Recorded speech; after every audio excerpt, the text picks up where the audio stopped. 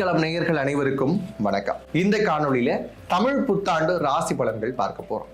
தமிழ் புத்தாண்டு அப்படின்னு சொன்னோம்னா சித்திரை மாதம் அப்படின்னு சொல்லக்கூடிய மாதத்தில் சூரியன் தன்னுடைய பயணத்தை தொடங்குறத தமிழ் வருட பிறப்பினுடைய முதல் மாதமாக நாம குறிக்கிறது உண்டு. அப்படி பார்க்கிறப்ப சூரியனுடைய பிளேஸ்மெண்ட் பொறுத்து அதனுடைய ராசி அடிப்படைகள்ல எப்படியான கிரகங்கள் இருக்கு அப்படிங்கிறத பொறுத்தும் ஒவ்வொரு ராசிக்கும் என்னென்ன பலன்கள் கிடைக்க போகுது அப்படிங்கிறத நாம இந்த காணொளியில பார்க்க போறோம். அப்படி பார்க்கிறப்ப தமிழ் வருடங்கள் 60 வருடங்களை நமக்கு நம் முன்னோர்கள் கொடுத்திருக்கிறாங்க.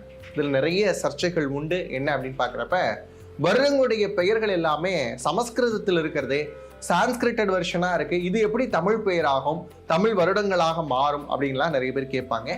ஒவ்வொரு சான்ஸ்கிரிட் பெயருக்கும் நமக்கு தமிழ் பெயர்கள் உண்டு. இந்த வருடம் அப்படின்னு பாத்தீங்கன்னா விஸ்வாவசு ஆண்டிலிருந்து நம்ம பிராபவ வருடத்திற்குள்ளாக நுழைகிறோம். இந்த பிராபவ வருடம் அப்படிங்கிறது என்ன குறிக்கிறது அப்படின்னு பாத்தீங்கன்னா தமிழ்ல அருத்தோற்றம் அப்படின்னு குறிக்குது. பொதுவாகவே நம்மளுடைய வாழ்க்கையில எல்லா விஷயங்களையும் அடைவதற்கு அருள் அப்படிங்கிற விஷயம் கண்டிப்பா வேணும். அது இறையருளாக இருந்தாலும் சரி, இறையை நம்பாதவர்கள் இயற்கையை நம்புறேன் அப்படின்னு சொன்னா இந்த இயற்கையினுடைய அருளாக இருந்தாலும் சரி, அருள் அப்படிங்கிற பிளெஸிங்ஸ் நமக்கு எப்பயுமே வேணும். வள்ளுவர் கூட என்ன சொல்றாரு அப்படின்னு பாத்தீங்கன்னா அருளிலாருக்கு அவ்வுலகம் இல்லை, பொருளிலாருக்கு இவ்வுலகம் இல்லை அப்படின்னு சொல்லி வைக்கிறார். அப்படி பார்க்கிறப்ப அருள் அதை கொடுக்கக்கூடிய தோற்றமாக அருத்தோற்றமாக இந்த பிராபவ வருடம் வருகிறது. பிராபவ வருடம் அப்படின்னு சொன்னாலே பஞ்சாங்கத்துல சில குறிப்புகள் இருக்கும். அதுபடி பார்க்கிறப்ப நல்ல விளைச்சல் கொடுக்கக்கூடிய வருடமாக இந்த பிராபவ வருடம் அமைய போகிறது. விவசாயத்திற்கான செழிப்பை கொடுக்கக்கூடிய ஒரு வருடம் அப்படின்னு இதை சொல்லலாம். அது மட்டும் இல்லாம போர்கள் இது மாதிரியான விஷயங்கள் இருந்தாலும் கூட இறுதியில் மக்கள் நினைக்கக்கூடிய வகையில இந்த மாற்றங்கள் எல்லாம் நிகழக்கூடிய வருடமாகவும் பிராபவ வருடம் இருக்கும். அது மட்டும் இல்லாம அரசியலில் கண்டிப்பாக மக்கள் நினைக்கும் மாற்றங்கள் வரும் அப்படிங்கிறது தான் பிராபவ வருடத்தினுடைய மிக முக்கியமான கணிப்பு அப்படிங்கிறத பார்க்கிறோம். அது மட்டும் இல்ல, இந்த பிராபவ வருடத்தினுடைய ஒரு ராஜசபை அப்படின்னு நினைச்சுக்கோங்க. ஒரு ராஜா இருப்பார், ஒரு ராஜசபைன்னு சொன்னா ஒரு ராஜா இருப்பார், ஒரு மந்திரி இருப்பார், சேனாதிபதி இருப்பார். அந்த மாதிரி பாக்குறப்ப நமக்கு சில ப்ரெடிக்ஷன்ஸ் உண்டு. இந்த வருடத்தினுடைய ராஜா யாரு தெரியுமாங்க? மன்னவன், பொன்னவன், பிரகஸ்பதி அப்படின்னு சொல்லக்கூடிய குரு பகவான் தான் ராஜாவா வரார். அப்ப அவருக்கு மேகாதிபதி அப்படிங்கிறப்ப உங்களுக்கு அந்த வார்த்தையே புரிஞ்சிருக்கும். மழை கொடுக்கக்கூடிய கிரகமாக யார் வராங்க அப்படின்னு பாத்தீங்கன்னா சந்திரனும், தானியாதிபதியாக செவ்வாயும் வராங்க. இது ரொம்ப முக்கியமான வருடமாக பார்க்கப்படுது. இந்த பிராபவ வருடம் அப்படிங்கிறது எல்லாருக்குமே ரொம்ப முக்கியமான முடிவுகள் எடுப்பதற்கான வருடமாக அமையும். இந்த வருடம் மேஷம் முதல் மீனம் வரைக்கும் இருக்கக்கூடியவங்களுக்கு எப்படி இருக்க போகுது அப்படிங்கிறதா இந்த காணொளியில நம்ம பார்க்க போறோம். அந்த வகையில முதலாவதாக மேஷராசி. மேன்மை பொருந்திருக்கக்கூடிய மேஷராசிக்காரங்களே, உங்களுக்கு பாத்தீங்க அப்படின்னா தைரியம், தன்னம்பிக்கை இது ரெண்டுமே சேர்ந்த வடிவம் நீங்க தான்.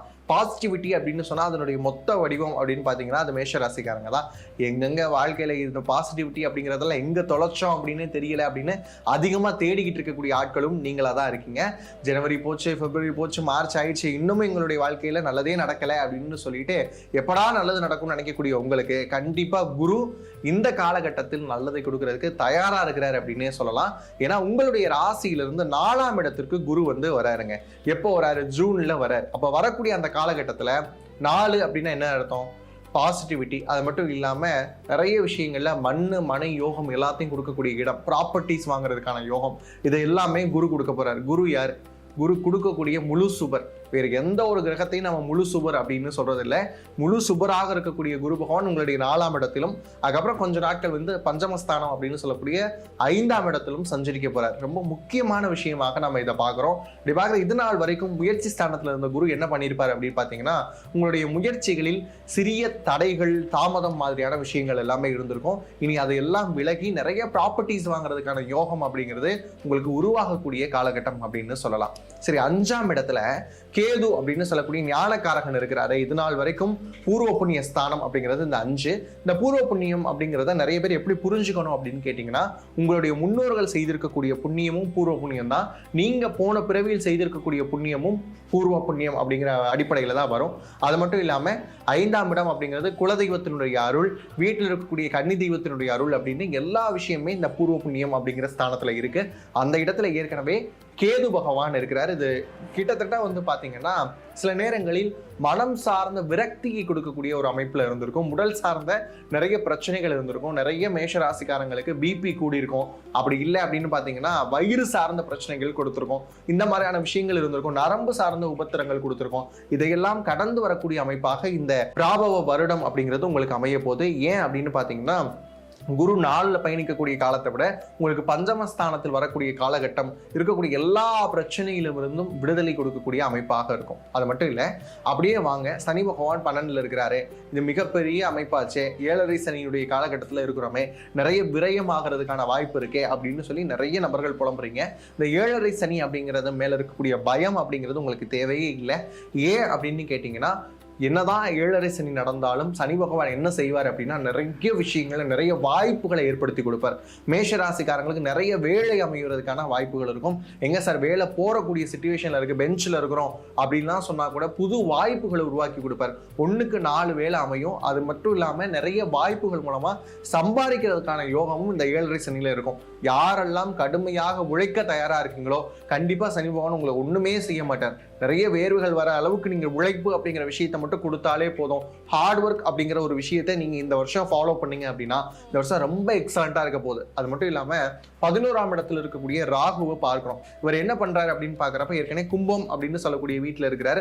சுகஸ்தானம் அப்படின்னு சொல்லக்கூடிய இடத்துல ராகு இருக்கிறார். இப்ப இந்த சுகஸ்தானத்தில் ஒரு அரவக்கோள் இருக்கும் போது என்ன நடக்கும் அப்படின்னு கேட்டீங்கன்னா, சில நேரங்களில் ராகு எப்படி பிஹேவ் பண்ணுவார் உங்க ராசிக்கு அப்படின்னு பாக்குறப்ப நிறைய விஷயங்களை அப்படியே ஓபிஎம்னு சொல்லக்கூடிய அதர் பீப்புள் மணி, நிறைய ஃபண்டை வந்து நீங்க மேனேஜ் பண்ணக்கூடிய விஷயங்கள்லாம் கொடுத்துருப்பார். அப்படியே இல்லைன்னாலும் திடீர் அதிர்ஷ்டங்களை வந்து உருவாக்கி கொடுத்திருப்பார். ஏன்னா இவர் தான் பிளானட் ஆஃப் இல்லூஷன் அப்படின்னு சொல்றோம். இவர் நிறைய அதிர்ஷ்டங்களை கொடுத்திருக்கக்கூடிய அமைப்புகள் இருந்திருக்கும். அப்படி இல்லை அப்படின்னாலும் அவர் அடுத்து எங்க வரப்போறார் அப்படின்னா 10ஆம் இடம் அப்படின்னு சொல்லக்கூடிய கெரியர் பாயிண்ட்டுக்கு வரப்போறார். இப்ப இதனால் வரைக்கும் வேலை இல்லை அப்படின்னு சொன்னவங்களுக்கு கண்டிப்பா வேலை நடக்கும். இந்த வேலையில ப்ரொமோஷன் எதிர்பார்த்துட்டு இருக்கிறேன் அப்படின்னு சொல்றவங்களுக்கு ஹைக்கோட சேர்த்து ப்ரொமோஷன்ஸ் கிடைக்கிறதுக்கான வாய்ப்புகள் எல்லாமே இருக்கு. கவலைப்படாதீங்க. அக்டோபர், நவம்பர், டிசம்பர் ஆகிய காலகட்டங்கள்ல ராகு, கேது இவங்களுடைய பெயர்ச்சி இருக்கு. அது மட்டும் இல்லாம ஜூன் மாசம் அப்படின்னு பாத்தீங்கன்னா குரு பகவானுடைய பெயர்ச்சி இருக்கு. இவங்கள தான் நம்ம என்ன பார்க்கறோம்னா மேஜரா வருட கோள்களாக பார்க்கிறோம். இவங்க தான் டிரான்சிட் நடத்த போறாங்க. இதுக்கு இடையில மாத கோள்கள் அப்படின்னு சொல்லக்கூடிய மாதத்தில் நகரக்கூடிய கோள்களாக இருக்கக்கூடிய சூரியன் இருக்கிறாரு. அதுக்கப்புறம் வந்து பாத்தீங்கன்னா உங்களுடைய ராசி அதிபதியாக இருக்கக்கூடிய செவ்வாயை பார்க்கிறோம். நாள் கிரகமான சந்திரனை பார்க்கிறோம். புதன், சுக்கிரன் இவங்க எல்லாருமே வந்து பாத்தீங்க அப்படின்னா அவங்க உங்களுடைய வேலைகளை ரொம்ப சரியா செய்யறாங்க. இந்த மேஷ ராசிக்கு முக்கியமான பலன்கள் கொடுக்கக்கூடிய வருடக்கோள்களை அடிப்படையா வச்சு பாக்குறப்ப நிறைய விஷயங்கள் பாசிட்டிவிட்டியா நடக்க போகுது. திருமணம் சார்ந்த முயற்சிகளுக்காக இயங்கி கொண்டு இருக்கக்கூடிய மேஷராசிக்காரங்களுக்கு குரு பஞ்சமஸ்தானத்தில் போகக்கூடிய காலகட்டத்தில் கண்டிப்பாக திருமணங்கள் நடக்கும். யாரெல்லாம் குழந்தை பாக்கியம் வேணும் அப்படின்னு எதிர்பார்த்துட்டு இருக்கீங்களோ 5ஆம் இடம் அப்படிங்கிறனாலே புத்திரஸ்தானம் தான். அந்த இடத்துக்கு குரு போகக்கூடிய காலகட்டத்தில் ஏற்கனவே கேதுவும் சேர்ந்து இருக்கக்கூடிய காலகட்டத்தில் ஐவிஎஃப் மாதிரியான ட்ரீட்மெண்ட் மூலமாக நீங்க முயற்சி பண்ணீங்க அப்படின்னா குழந்தை பாக்கியம் கண்டிப்பாக அமையும். இதுக்கான தடையும் தாமதமும் இனி விலக போகுது அப்படின்னு நீங்க எடுத்துக்கலாம். சீனியர் சிட்டிசன் மட்டும் கொஞ்சம் உடல் அளவுல வந்து கவனமாக இருந்துக்கிறது நல்லது. பெண்களுக்கு நிறைய சாதகமான பலன்கள் அப்படிங்கிறது குரு சிம்மத்தில் பயணிக்கக்கூடிய அந்த காலகட்டத்தில் இருக்கும். படிக்கக்கூடிய மாணவர்கள் அப்படிங்கிறவங்க ரொம்ப கவனமாக படிக்கணும். ஏன்னா இது வந்து உங்களுக்கு 7.5 சனியினுடைய முதல் சுற்று அப்படிங்கிறதுனால அதுல மட்டும் நீங்க கவனமா இருக்கணும். என்ன துறை தேர்ந்தெடுக்கிறது அப்படிங்கிறதையும் கவனமா இருக்கணும். ஷேர் மார்க்கெட் பொறுத்த அளவுக்கு சனி பகவான் 12ஆம் இடத்தில் இருக்கக்கூடிய காரணத்தினால கொஞ்சம் பார்த்து நிதானமாக ஷேர் மார்க்கெட்ல இன்வெஸ்ட் பண்றீங்க அப்படின்னா நல்லது. மற்றபடி லேண்டா இருக்கட்டும், கோல்டா இருக்கட்டும் அதெல்லாம் வந்து இன்வெஸ்ட் பண்ணீங்க அப்படின்னா தாராளமாக லாபம் அப்படிங்கிறது மேஷராசிக்கு அமைய போது. எந்த ஒரு விஷயத்துல ரொம்ப எச்சரிக்கையா இருக்கணும் அப்படின்னு கேட்டீங்கன்னா ஸ்கேம்ஸ் மாதிரியான விஷயங்கள்ல சிக்காம இருந்துக்கிட்டீங்க அப்படின்னா நல்லது. 1 லட்ச ரூபா கொடுத்தா 10 லட்ச ரூபா தரேன் அப்படின்னு சொல்லிட்டு இந்த மாதிரியான இன்வெஸ்ட்மெண்ட் பக்கமா நீங்க போனீங்க அப்படின்னா அது பெருத்த நட்டத்தை ஏற்படுத்தி கொடுக்கும் அப்படிங்கிறத கவனத்துல வச்சுக்கோங்க. அது மட்டும் இல்லாம அன்எத்திக்கலான ஒரு விஷயம் அப்படின்னு சொல்லக்கூடிய சட்டத்திற்கு புறம்பான விஷயங்கள்ல உங்களுடைய நிழல் கூட பராம இருக்கிறது ரொம்ப நல்ல விஷயமா அமையும்.